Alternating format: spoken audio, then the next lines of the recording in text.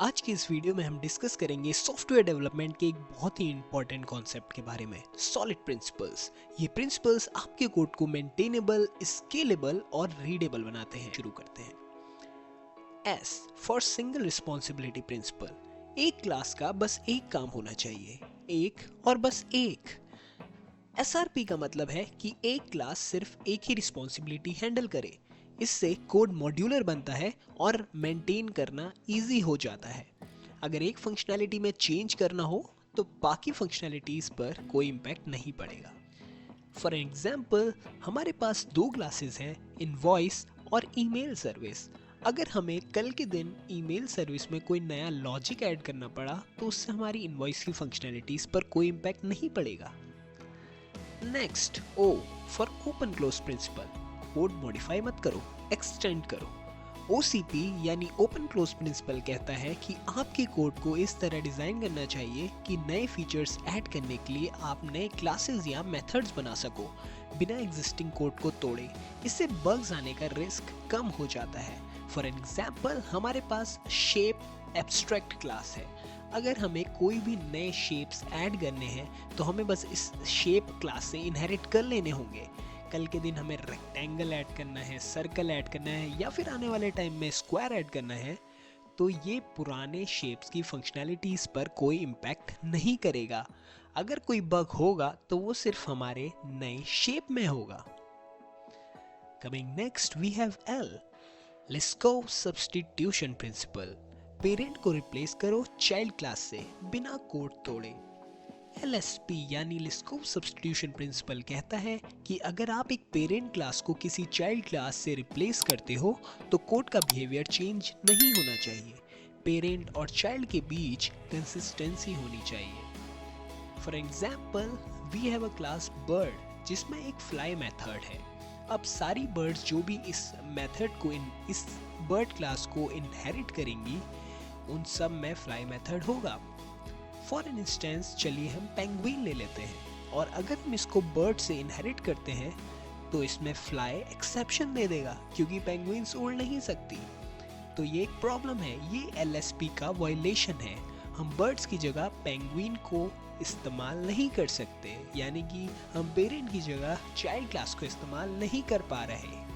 इस प्रॉब्लम को सॉल्व करने के लिए इनहेरिटेंस की जगह एक अलग इंटरफेस या हायरार्की यूज करनी चाहिए जो बिहेवियर को क्लियरली डिफाइन करे। For which comes next I, interface segregation principle. छोटी इंटरफेसेस बनाओ जो काम के हों। ISP यानी इंटरफेस सेग्रीगेशन प्रिंसिपल का मतलब है कि इंटरफेस को अननेसेसरी मेथड्स के साथ ओवरलोड मत करो। क्लासेस सिर्फ उन्हीं मेथड्स को इम्प्लीमेंट करें जो उनके लिए रेलिवेंट हैं। इससे आपका कोड क्लीन और फोकस्ड बनेगा। फॉर एग्जाम्पल, हमारे पास दो इंटरफेसेस हैं, आई प्रिंटर और आई स्कैनर। आई प्रिंटर इंटरफेस प्रिंट करने का काम करता है, आई स्कैनर इंटरफेस स्कैन करने का काम करता है।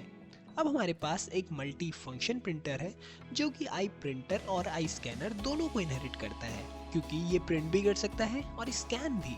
और हमारे पास एक सिंपल प्रिंटर है जो कि सिर्फ आई प्रिंटर को इनहेरिट करता है क्योंकि ये सिर्फ प्रिंट करना ही जानता है। Next, we have D, dependency inversion principle. High level और लो लेवल क्लासेस को इंटरफेसेस के थ्रू कनेक्ट करना चाहिए। DIP यानी डिपेंडेंसी इन्वर्जन प्रिंसिपल कहता है कि हाई लेवल मॉड्यूल्स को लो लेवल मॉड्यूल्स के इम्प्लीमेंटेशन डिटेल्स पर डिपेंड नहीं करना चाहिए।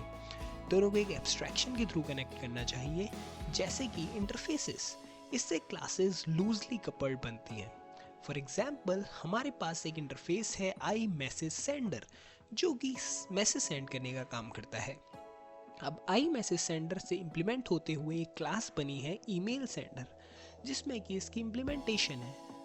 अब अगर हमें कोई नोटिफिकेशन क्लास के थ्रू नोटिफिकेशन भेजना है तो हम ईमेल सेंडर का यूज़ नहीं करेंगे, हम आई मैसेज सेंडर का यूज़ करेंगे जो कि इंटरनली बाद में ईमेल सेंडर का ही यूज़ करेगा।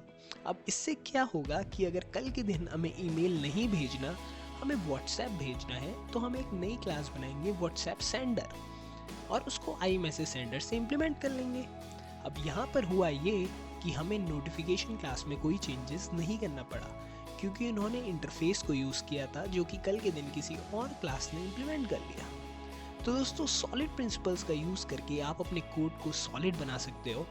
एस एक क्लास का एक काम। ओ नए फीचर्स के लिए कोड एक्सटेंड करो, मॉडिफाई मत करो। एल पेरेंट और चाइल्ड क्लासेस कंसिस्टेंट होनी चाहिए। आई सिर्फ रेलिवेंट इंटरफेसेस इंप्लीमेंट करो। डी एब्स्ट्रैक्शंस पर डिपेंड करो, इम्प्लीमेंटेशंस पर नहीं। ये प्रिंसिपल्स आपके कोड को बेटर डिज़ाइन और लॉन्ग टर्म मेंटेनेबल बनाएंगे। अगर वीडियो पसंद आया हो तो लाइक करें, सब्सक्राइब करें और अपने दोस्तों के साथ शेयर करें। Thank you so much.